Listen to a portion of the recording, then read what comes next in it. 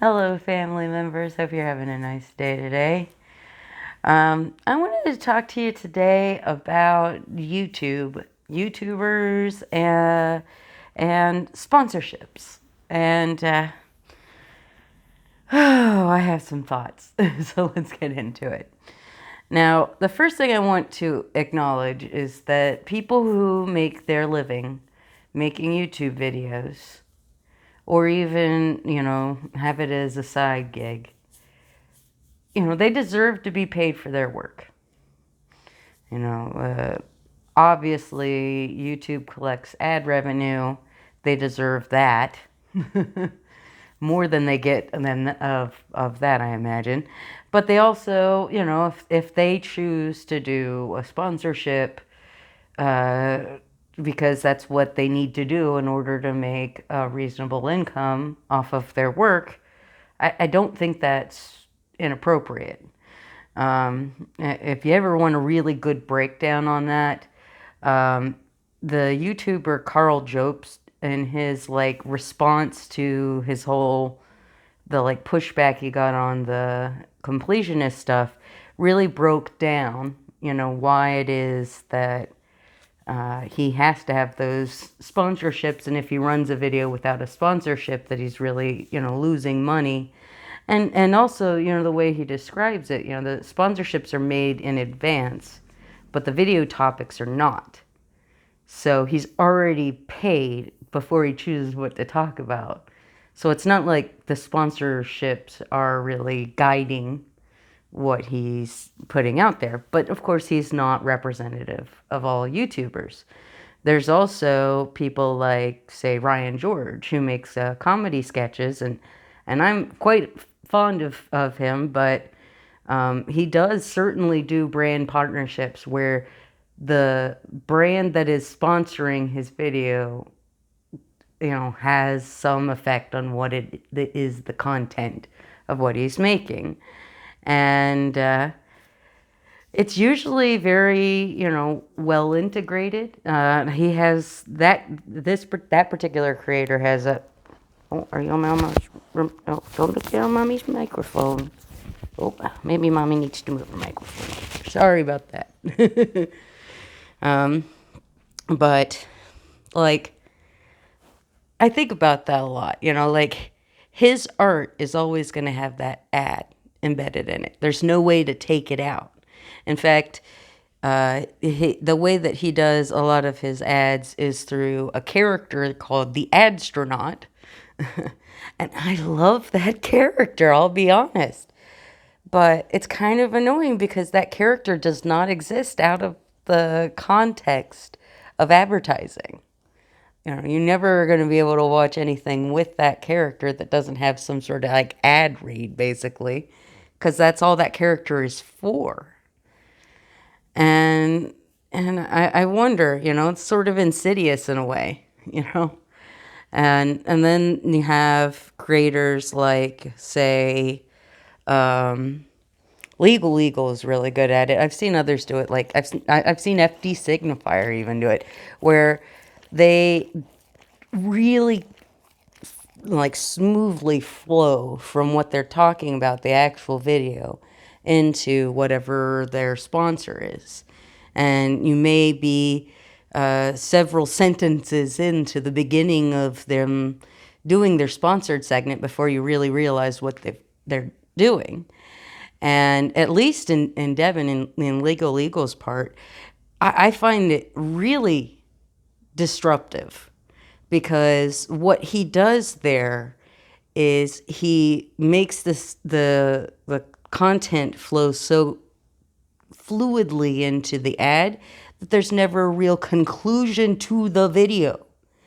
You never get that narrative conclusion. That's given over to the ad read. And it annoys me to the point that I've really stopped watching Legal a lot. That, and that every video he's going to interrupt mid video to tell you to sign up to his legal referral service, and then at the end you're going to also get an ad read that is going to rob you from any sort of narrative conclusion to the video that you're watching. It's really frustrating. Like it's ruined the channel for me. I cannot, I really don't enjoy it anymore. And I used to really love it. And it's sad to see creators have to walk this line between, advertising for these sponsors that may or may not be that, they're connecting their reputation to these sponsors too. And we've seen over and over again where sponsors will turn out to be disreputable or sort of a scam, or they don't really do what they say. The whole established titles thing, a whole honey situation. If you're unaware, the browser extension Honey essentially was a scam that was run on the people who took those sponsorships, because it would steal their affiliate link stuff. And it's like, wow. I mean, that's the sponsors on YouTube videos can be pretty sketchy, because who's going to want to work with these little YouTube channels? It's not necessarily going to be the biggest companies, because they're advertising on more mainstream, platforms. And here's something that I know YouTubers generally are not going to say, but it's true. The algorithm is not bad. Like, everybody is always like, the algorithm. I have to work around this stupid algorithm. And it's like, the algorithm isn't for the creators. It's for the users. Like, I like the algorithm because it figures out what I like and gives it to me a lot of the time. Now, it's a little bit annoying how often I see the same content over and over. I'd perhaps like a little less of that, but, it's not perfect. But, I have Nebula. If you don't know, Nebula is basically invitation-only YouTube for, like, the well-established creators, and it doesn't have ads, and it doesn't have an algorithm, and I never use it because it doesn't have an algorithm. It's really not that easy to navigate unless you're looking for something specific. Now, it has great content. I love the exclusive content. I'll watch exclusive content on there, but just the average everyday video from the people that are on there, I'm not usually going to do that. I'm usually going to watch it on YouTube because it's easier. So even when YouTubers try to create a better distribution service, what they do is they create one that's better for creators, sure, but not for users. But I'm still going to support it. I still occasionally use it. It's worth it for me. But it's a strange situation that we're in, where there's no infrastructure really created to come here, Boo Boo. I got a cat trying to come around. I don't know what he wants to do. Come here, Soxy. Oh gosh. Come here, Boo Boo. Is she all right? Come here, Boo Boo. Boo Boo. Oh, no, he's going away. All right. Sorry about that. Well, don't watch this channel if you don't want me to be distracted occasionally by cats or dogs. That's just going to happen every once in a while. I can't help it. I'm a dog mom. Anyway. It's frustrating to me because, like, I really do believe that YouTubers deserve to be paid for their work. I mean, look at, say, ContraPoints. ContraPoints did, like, a full-on, like, PhD dissertation in video essay form. That's an insane amount of work. And, I don't imagine that YouTube is going to be giving her nearly as much money as she deserves for all that, right?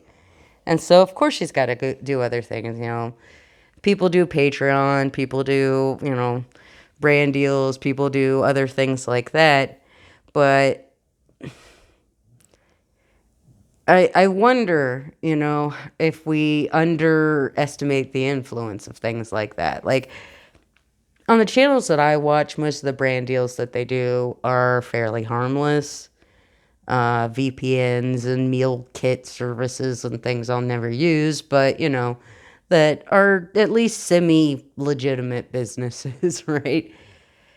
But on other places of YouTube, there's a lot of advertising that in one way or another points people towards types of gambling. And I don't know if we are really cognizant of how much gambling addiction is influencing all levels of society.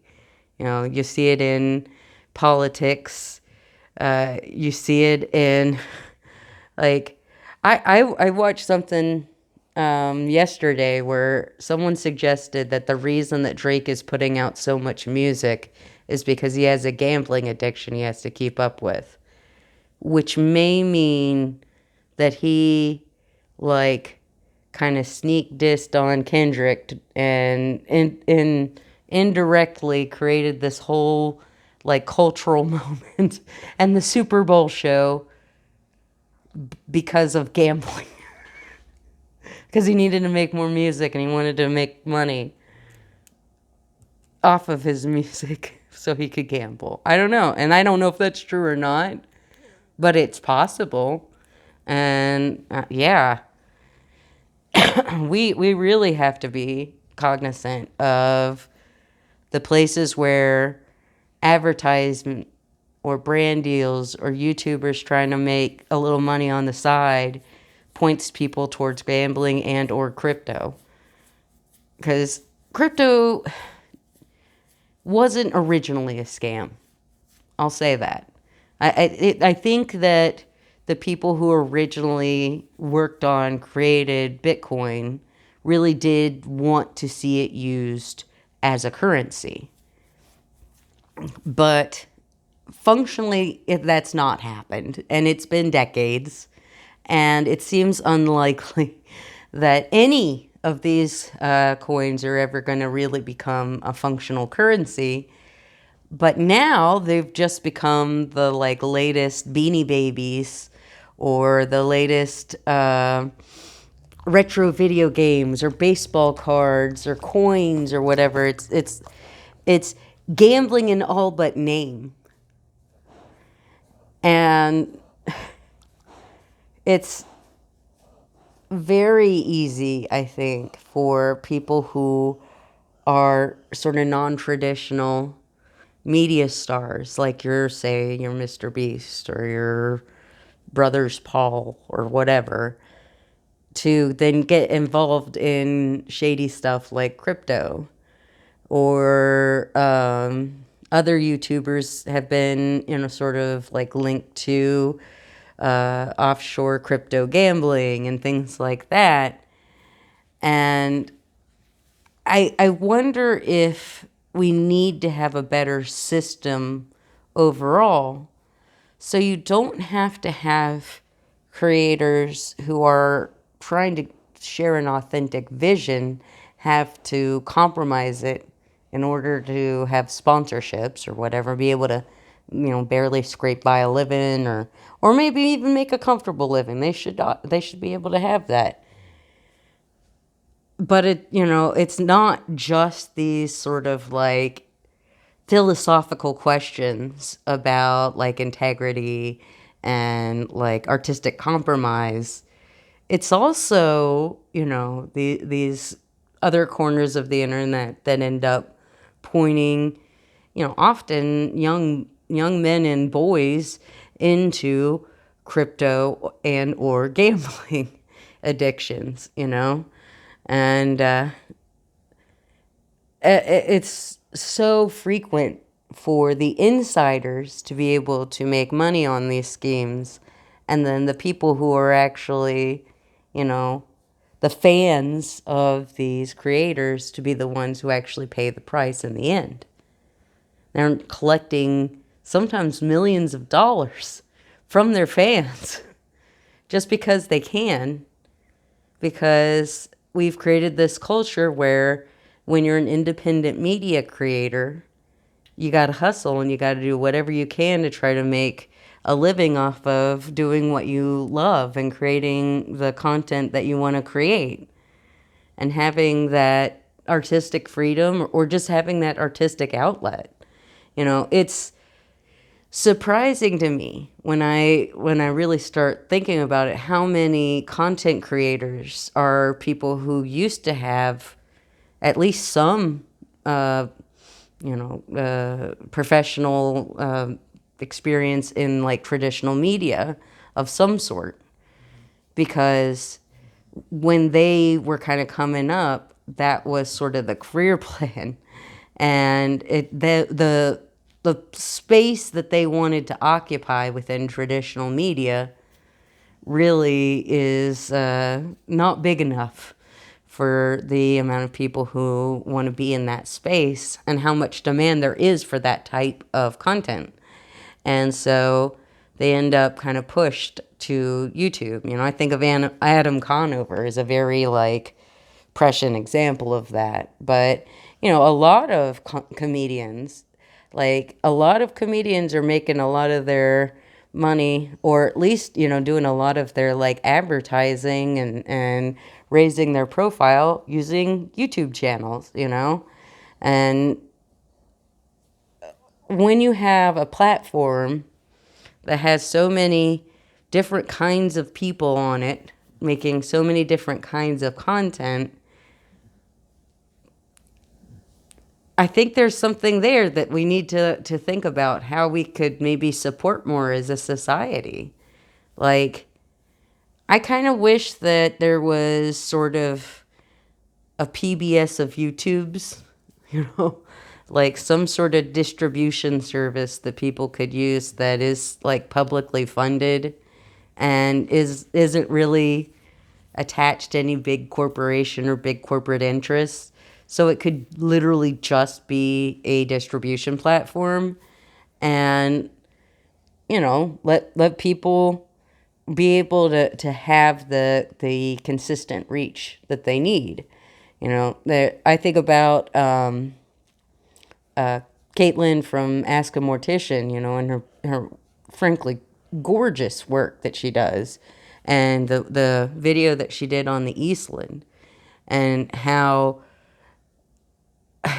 awful it was for her to have her work restricted, and to not know that she would have, at the very least, the distribution available to her for this content that she's, you know, who wants to invest a lot of time and energy in a masterpiece when you think maybe nobody's going to even see it?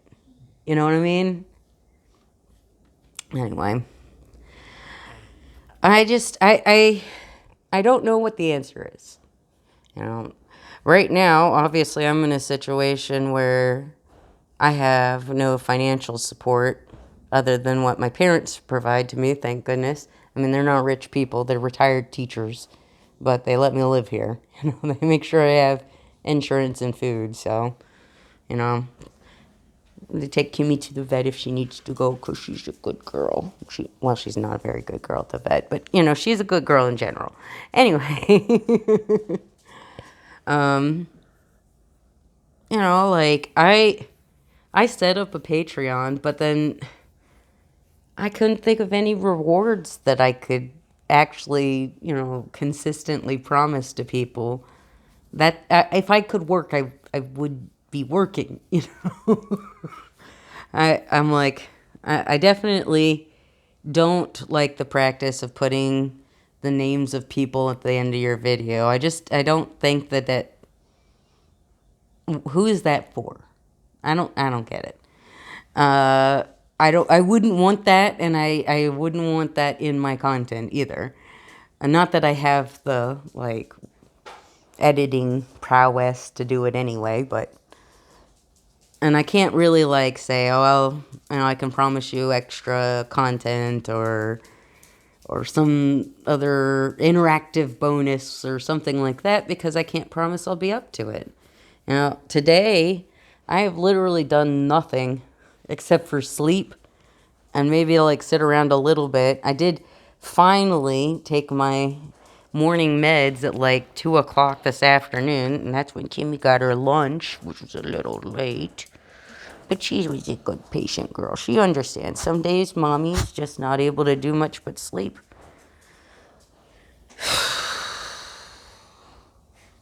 I love you, baby.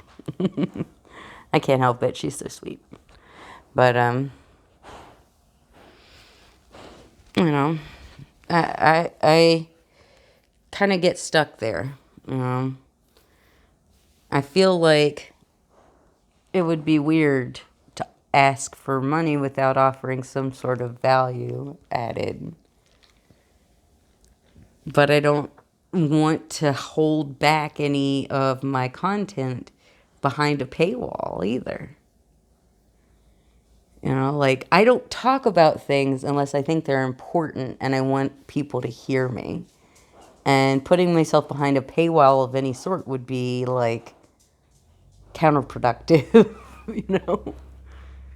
So, I don't know. I think that it's a complicated topic. I do not hold it against anyone who, in good faith works with, a company they believe is on the up and up in order to support their career and the content they make. I don't, begrudge anybody that. I don't know if I would feel comfortable doing it, but, I also know that, when you have nothing else, if someone come and offer me money right now, it would be hard to turn that down, even if I did feel like it was against my principles. And maybe that's the problem, really, is that there isn't a more principled path that people can take. If they need to have financial support, they need to have financial support. And so, it's kind of like me letting my cats become indoor-outdoor cats. I hate it, and I worry about them all the time. I don't like it. They love it, but I don't like it. And I philosophically don't agree with it, but I had to make a compromise because I couldn't keep up with the litter boxes. Just physically couldn't. And what am I going to do? Take my cat to the shelter? She's better off here as an indoor-outdoor cat than going back to a shelter, certainly. And I would miss her. So I couldn't let Leslie go. And so that's why I have indoor-outdoor cats now. I mean, it's just the way it is, I guess. Compromise is sometimes necessary. But I wish it weren't. I wish we had a system that allowed us to have less compromise. And I really don't know how we'll ever get there without, like, universal basic income. But, nobody wants to listen to me when I say we need to get universal basic income, universal health care, and get rid of copyright. I say that all the time, but nobody wants to listen. Oh, well. I guess I'll just cuddle with Kimmy instead, all right? Yes, right. You guys don't have the cutest view of her. You just get the back of her head. I get her little face. All right, well, I'll talk to you later, family members, and I guess you ought to get a little Kimmy face. Oh, yeah, that's Mama Girl. She's so sweet. Everybody loves her. Well, I love her anyway. Most people who meet her love her, don't you? Oh. Take care of yourself, family members. We'll talk to you some other time. Bye.